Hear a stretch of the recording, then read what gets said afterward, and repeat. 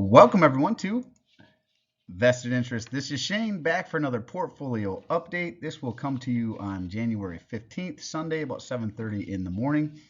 We are going to take a look at all the activity in the portfolio this week.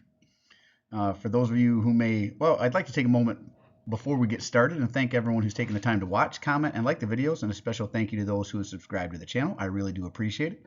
Over 400 subscribers, and the channel continues to grow because of people like you who have taken the time to hit that subscribe button. So go ahead and hit that subscribe button down below and hit that notification bell if you have not done so already to be notified whenever we drop any new videos, and join us on this journey to financial freedom.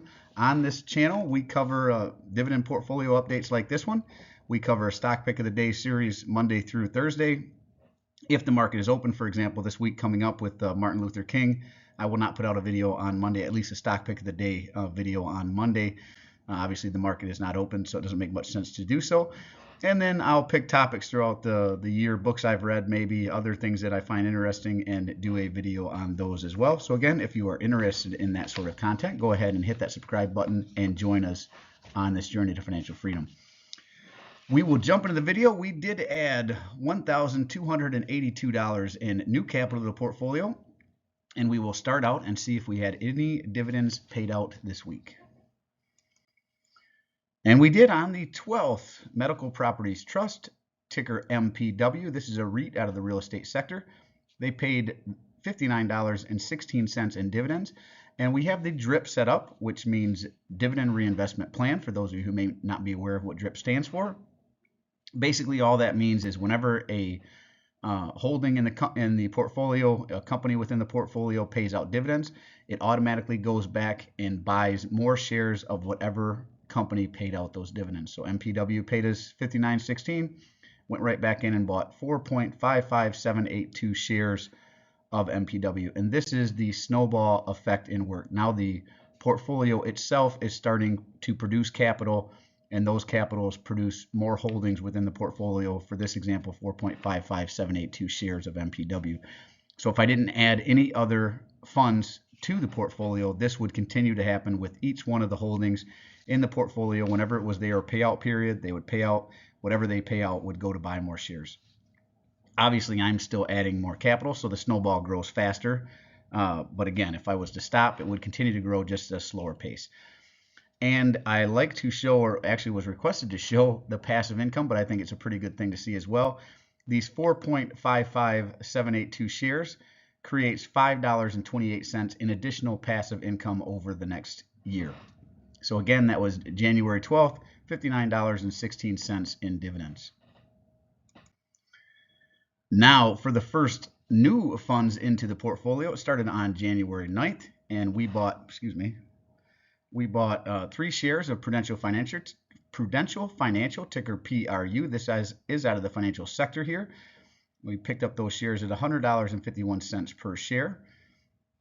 We bought 10 shares of Omega Healthcare Investors, and this is one that I like around under $28.50, anywhere in there. And you'll see we actually added this in a couple different days.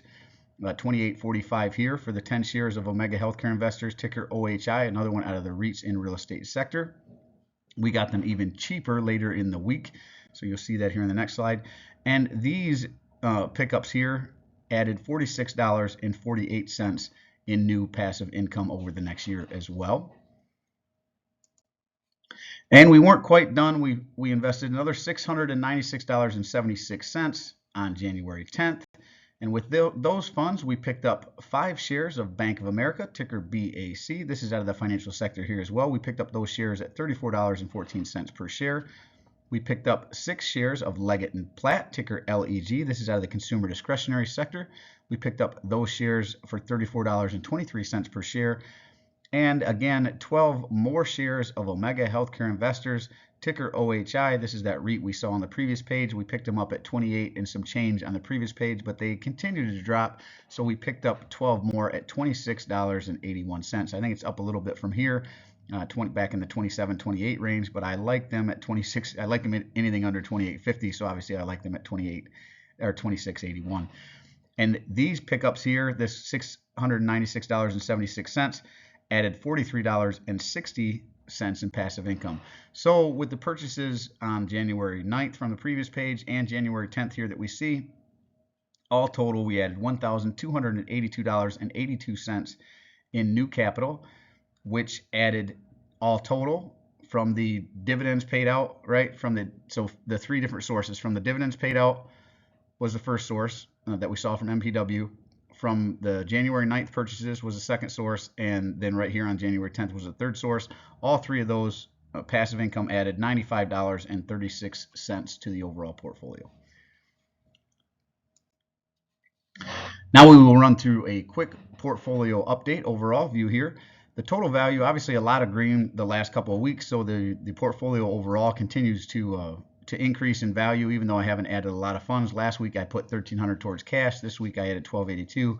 I certainly have not added as much as it has gone up. Even this week, I think last week was around 108,000. This week is around 112, so it's up about 4,000 just over the week. So $112,511.88, which is a little bittersweet because it is getting harder to find positions that are red. I have to focus and pay a little bit more attention to pick the days where I'm seeing pullbacks in the shares of the companies that are in the portfolio right now. So I don't mind the red days. Those are the days I like to pick them up. Whenever I see something that is below my cost basis, that's when I like to buy. So again, it's starting to get a little harder to find those, but there are still a few in there. But when I get a position built out to a certain point, I kind of tend to back off. So I may look to start adding maybe some other positions. I was looking at CVS, maybe one that looks attractive again. It's pulled back recently, back under $90, which I like it under 90. I really like it under 80, but I don't mind it under 90. So that's another one. If it continues to stay low, I might look to add back in. But we'll cover that on another video. Let's continue up with the portfolio update here. The dividend yield is, again, so the yield is inversely correlated to the price. So as the total value of the portfolio goes up, the yield typically goes down. So that's what you're seeing here. And then as the value goes down, the yield typically will go up, right? Or unless I've bought a significant amount of shares of a company that are really have a really high yield, which OHI does have a very high yield, but it was not enough to combat the increase in the portfolio this last week. So dividend yield has gone down a little bit, 4.971. Not that I have a goal of over 5%, but I do like it over 4%. So this is still right close to 5%. And this is what it's all about: the annual dividend income, the passive income produced by the portfolio in the form of dividends paid out by the positions within the portfolio, whether the market's up, whether the market's down, whether the market is floating sideways, continues to grow. That snowball continues to grow as I add new capital and as the positions within the portfolio pay out dividends themselves and buy more shares of those companies.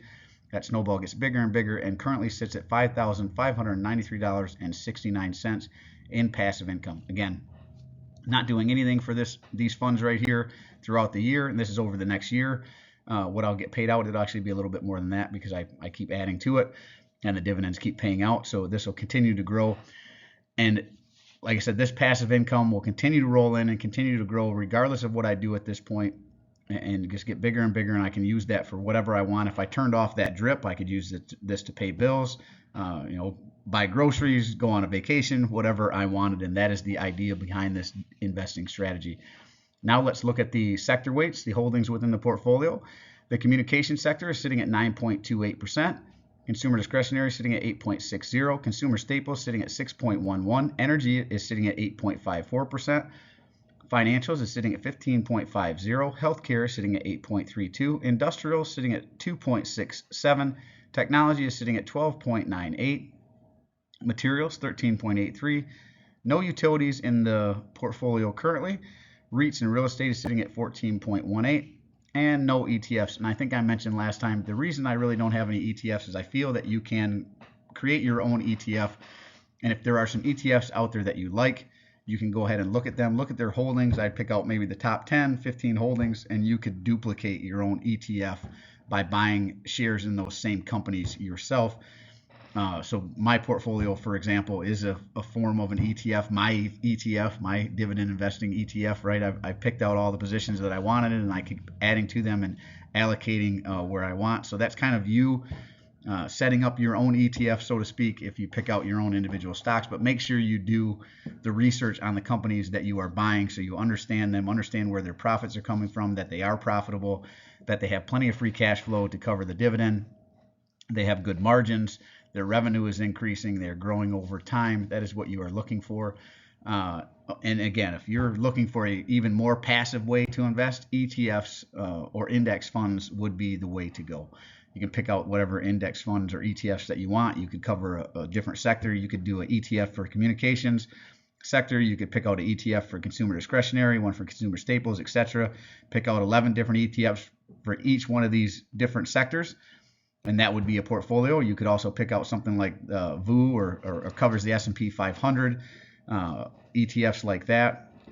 Or if you want to just invest in the NASDAQ or the technology sector, you could pick out different ones like that. So always more than one way to skin a cat. Personally, I like to do a little bit of research on individual companies and pick those and put them in my portfolio. So that is how I like to do it. I am looking at SCHD, possibly adding that to my daughter's account, making that a little bit more passive so that I am not managing 3 different portfolios. I can just manage mine and set theirs kind of on cruise control and add some ETFs in there and let it go. Let me know if you have any ETFs, which one you like. I would really be interested to know that. Well, that is really it for this one. As always, appreciate you stopping by. If you haven't done so already, don't forget to show me some love. Hit that thumbs up, ring the notification bell. Most importantly, subscribe to the channel down below. Join me on this journey to financial freedom. If you are not already in a brokerage account, I do have a link to Webull. My main brokerage account is Ally. That's where my main bank as well. But I also use Webull for more speculative plays. I really don't cover what I do over on Webull because they are non-dividend paying stocks typically. So I'm looking for more growth-oriented stocks that don't pay dividends that I'll buy and hold for a smaller portion of time. If they go up, then I'll sell them, and then a lot of times I'll roll those funds into my dividend portfolio. That is one way I do it as well. Again, the only reason I don't cover that here is because I don't want to lead some people into some speculative plays, and I play with a much smaller funds. So over there, like I might throw $100 a week or something like that into that one, where in this portfolio here, I'm putting $1,300 a week. So it's a very small portion of my overall investing that I do, and it really is more on the gambling side, right? I'm buying tickets in the lotto, so to speak, and hoping that one of those tickets will hit and I'll have a big increase. So maybe I'll do a video on some of those I hold one day, but that would really be one to, like I said, maybe if you have a little bit higher risk tolerance, something you could look at. But for the most part, I believe dividend growth investing is the way to go. It's where you should put the majority of your capital, in my opinion. Eventually, you can utilize those dividends to retire and live off of, and I think that's what we all are striving to do. Find our way to financial freedom so we can get away from the chains of the 9 to 5 daily grind there, Monday through Friday or Monday through Sunday. For some of us, I know some people have a couple different jobs. So that is really it. And this is Shane signing. Well, like I do personally read and respond to the comments. Drop a comment down below. Let me know what you think of the video. Let me know if there was any activity in your video or in your portfolio this week. What did you buy? What did you sell? What dividends were paid out? I'd love to know. I do personally read and respond to the comments. I'm always interested to read your questions, opinions, suggestions for future topics, or constructive criticism. Go ahead and drop it all down below. This is Shane signing off, wishing peace and prosperity to you and yours. And remember, financial security comes to those who take a vested interest. Hey, thanks for sticking with me as I stumbled through this one. I'm actually trying to run in. My daughters have some friends over tonight. They are having a sleepover, and apparently they want me to play some Nerf with them. I'm sure that I'm going to be the target of some young ladies shooting Nerf guns here for the next hour. So I'm being yelled at. I don't know if you can hear that as they're yelling for me to hurry up. So thanks for stopping by. We'll see you in the next one, and hopefully you have a great week. Like I said, Monday is Martin Luther King Day, so that is not a trading day. It'll just be trading Tuesday through Friday this week, so I won't put out a stock pick of the day video on Monday, but I will pick that back up on Tuesday. We'll see you in that one. I'm not a financial advisor. Nothing in this presentation should be considered financial advice. I'm only sharing my opinion and investing in for educational and entertainment purposes. Investing involves risk. You can't lose money and should never invest any amount you're not comfortable losing. Always do your own research. Invest based on your situation, circumstances, your situation, and select criteria or seek the advice of a certified financial advisor. I changed the wording on this the other day to make it easier to read, and I'm still stuck in the old old reading, so I need to actually read it instead of trying to remember it. All right, we'll see you.